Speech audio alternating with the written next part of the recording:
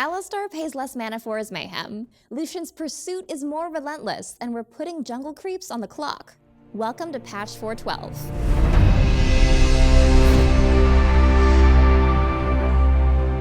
Hey guys, Miss Pudding here to walk you through the changes we're making in patch 412.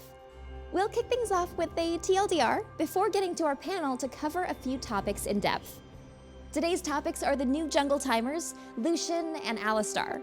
To skip ahead, check out the video bookmarks. Okay, let's get into it. Essence Reaver and Bloodthirster got some changes to cement one as an offensive mana restoring item, and the other as a defensive life-stealing bloodthirsty item. Next up, Kassadin's been running rampant with his crazy mobility and control. Rather than hitting his iconic Riftwalk, we're tweaking a few other things to reduce Cass's late game power so he doesn't just continuously punch you in the face. Similarly, Lucian's getting some changes to highlight his strengths while giving him real weaknesses. He'll be dashing a lot more often, but in exchange, he'll have to get a little closer to deal damage and stay effective. Alistar now has lower mana costs and an early buff to his ult, but junglers take note, his passive no longer deals double damage to monsters. This patch also comes with jungle timers. In the scoreboard, you'll find red, blue, dragon, and baron timers that'll automatically update if your team has vision of a camp when it's killed. Finally, we've got a few more champion tweaks. Ahri's Q costs less mana and scales slightly better than before. Kha'Zix is getting a buff to his Q, and Ezreal can now buff himself with Essence Flux, but only if he can get in front of it while it's midair. Okay, so that's the gist of patch 412. To talk about these updates, I'm joined by Nome from Game Clarity team, Statikk from Live Gameplay, and Snoopeh from Evil Geniuses. Hey guys, thanks for coming out. Sorry, you all nodded in unison. What is this? We're just acknowledging it. All three of you at the exact same time. You something. do the same thing. So I'd like to start a discussion with the addition of jungle timers that are visible in the scoreboard now.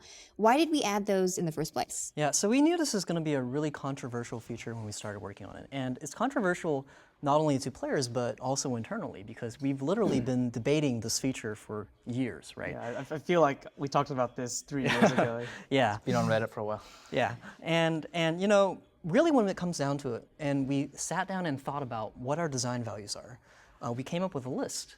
And one of those values was gameplay clarity. And sort of the gist of gameplay clarity is that we want players to fight other players and not the game.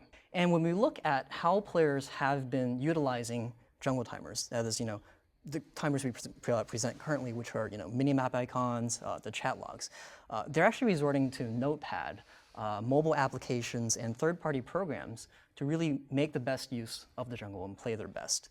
And when we look at this situation, it's not really a situation we want, because we want the game itself to provide all of the tools necessary to play at the best competitive levels. My problem with that is like every single player, maybe not necessarily Diamond or Challenger players or competitive players, but most players are going to want the game to be simpler. So where do you stop with making the game simpler for those players to digest? I think it's also a little unfair to just say we're, you know, just making it simpler. Like the goal behind it is a bit more than that. We're trying to make sure that we have players focusing on the skills that, you know, they enjoy doing and that we feel like show what a League of Legends player really is. You know, dodging skill shots, aiming skill shots. We want to stay away from rote sort of like bookkeeping behaviors. Right, so like instead of focusing on when is dragon going to spawn, when should I check the chat log, and actually just thinking, where should I be at the right time? Is my team ready to fight this? If you apply that train of thought at the same time, like the enemy's marksman's carry, like his flash is down, his summoners are down.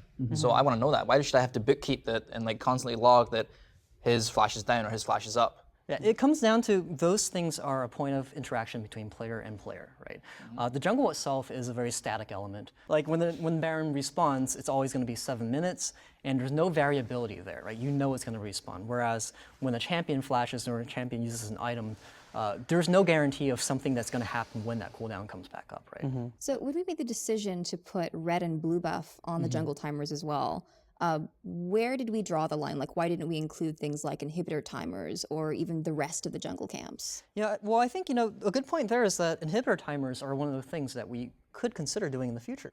I'm more in favor of that. I'm more in favor of inhibitor timers than necessarily jungle timers. I've grown to kind of accept the jungle timer change, just with the kind of small changes that were made about the idea. But inhibitor timers, I think, are more primary than jungle timers, for example. Right. That's the big thing for me, honestly, which is like every time we make a change to the game, we're always thinking about what is the actual result on the players, what's going to happen when we do it. And in this case, when we think about jungle timers specifically, giving people easier access to that information means people are going to be able to show up to buffs, show up to dragon, show up to baron, and create a lot of interesting moments in the game where they can interact and like make big plays.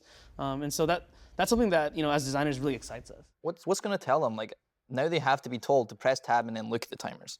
It being in tab, right? Anytime you do check your score, you do get to see, hey, when is Baron up? When is Dragon going to be up? And that's sort of our way of almost hiding it, but also keeping it very accessible. Like when you do check your score, you get that little glimpse of information. And from my point of view, it's not that much different from checking a chat log, but now the onus is on all of the players to understand, like when I don't understand the point where you make about we want to hide it, like slightly. I don't understand that, because if we want to be more transparent and like just give them this information that's already there, why would we slightly disguise it? That's a really good question. It's not that we necessarily want to disguise it, but it's also like, hey, this is a big chunk of the UI. We don't want to always keep it up. Because when we do keep it up, right, it becomes a prescriptive element. You see a big countdown at the top of the screen, and you kind of understand, oh my gosh, countdown to 0, I better be there. And that's really not what we want to get to. What we do want to get to is like, hey, this is this optional information that you can make use of to make your own decisions. Yeah. So let's go ahead and move on to Lucian. He's been consistently strong in competitive play, and I mean, especially in solo queue, I think. What is it about his kit that's so difficult to balance? I mean, he's just a super well-rounded kit. He's a kit that has a lot of strengths, but not necessarily any weaknesses. He's got great damage, he's got great safety through mobility, and when you put that all together, you get a champion that can kind of react to any situation and not necessarily care, about what the enemy's doing or what he needs to do this game. It's just, I'm Lucian, and I have a great chance to win. I'm Lucian. Yeah. He synergized really well with like any like aggro support, for example. He just synergized so well with, because those early levels he could punish you like really, really hard, because he could choose to go in, he could choose to go backwards. He could also push the wave like relatively fast compared to other ADs. So that early phase of the lane where it can be decided on whether you get level 2 first or whether you get level 3 first, he was very potent in that aspect. So in giving him a weakness, we reduced his attack range, his Q cast range. Attack range is one of the most sensitive things that affects a marksman power. Why do we decide to make that his weakness? It comes down to what do we perceive the core of Lucian to be? Because we're at a point where we have 100+ champions, and we need to make sure they're all different. They feel different. They provide something different to the game. Strategically, I think specifically is really important for like competitive. And so when it came down to it, he's got great damage, he's got great mobility. We had to find a way to make sure he had a weakness. He had something that people could exploit. Exactly. And so how do we increase the vulnerability in his kit? Well, we thought, if we could lower his range, maybe he can have a little bit harder time dealing with certain champions. My problem is you didn't just lower the range, you cut it from like 550 to 500, which I think is pretty big. It's severe, and we didn't take it lightly when we did it. I mean, like, we only did it because we were sure we wanted to amp up the strengths on the kit as well.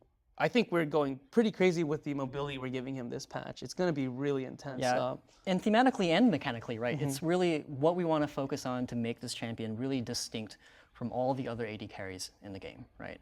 For example, using a mage as a sort of analog, right? Lux, she's got really good damage, and she's got really long range. And previously, she had really high movement speed as well, right? And when we look at what makes Lux Lux, is it that she's fast, or is it that she has really long range and she lasers you across the screen, right? Pew pew. And that's what we really want to do, sort of, we want to apply that to Lucian as well. Right, so we gave him a lot more mobility with the cooldown reduction on his E. I actually was testing it out with 40% cooldown reduction, and he is just dashing all over the place, and I feel like that's actually going to buff his late game power a lot. It's hard to tell. I mean, honestly, like, I think against certain matchups, he will be better, and in certain matchups, he might be worse still, because the range matters. Yeah. One thing you have to question as well, like in the early game, if he's weaker in the laning phase because of the auto attack trading in lane, is he not going to translate into this mid-late game beast that he could be, because he just can't get out of the laning phase, as well as some other AD carries? It's definitely something we were aiming for, though, because right now, you pick him in the laning phase, you feel like you're going to get through it, and so you're going to at least get through it. And then get sometimes you can just crush someone and just like run away with the blade, so I think with the new setup, he will crush some lanes, he might get crushed in some lanes, you know, especially ones with like range disadvantages Caitlyn. and stuff. Yeah. Caitlyn's going to be probably a nightmare matchup. Already is, to be honest. That's true. Cool. So I do want to move on to Alistar before we run out of time. He's been a pretty low tier support pick in all levels of play, and I know that we're giving him better mana costs and better damage reduction on his ultimate at earlier ranks. What are our goals for actually giving him competitive viability, and how do these changes support that? Just jungle Alistar coming back. Well, that's complicated. That's complicated. So I mean, we've always designed, originally intended, Alistar to be a support champion. You know, he brings a lot of cool mechanics and big play potential from that position. You know, we've seen even like Afromu and some Korean pro players do some really cool stuff with him, and we really love that about him. Or then a really crazy jungler. Yeah, and that's actually the problem. Is I think. You know, a couple of years ago, we went back and remade his passive and had this idea that maybe he could be a jungler. And what ultimately fell out from that was we had to nerf things about him that were really abusive in the jungle that made him very weak in the support role. I mean, it's like the mana costs are a large example of that. He's someone who, from the jungle, doesn't really feel that fair to play against. He comes out and knocks you away from your tower and then like CCs you for like way it's too like long. a free Malphite ultimate. And you have no time to react to it. But in lane, you know, you can use the brush, you can see his positioning, you can react to him. And we think that's one thing you have to take in mind, though, that I think people, when they glance over the patch notes, won't really realize is the mana reduction in Q and W. Sure, you can cast it more often in lane. But if you look at the 70% damage reduction at level 1 on his ultimate, if you combine that with the mana cost on Q and W, essentially when you engage at level 6, you can get off another QW rotation just because you have an extra 20% damage mitigation that you otherwise wouldn't have. And that can be really strong when you're like going for fights or when you're escaping ganks or things like that. And that's one of the things that people overlook a lot. Okay, thanks guys. If you're looking for more information, definitely check out the patch notes. We'll be back in a couple of weeks, but until then, check out the link below and leave us your comments and questions.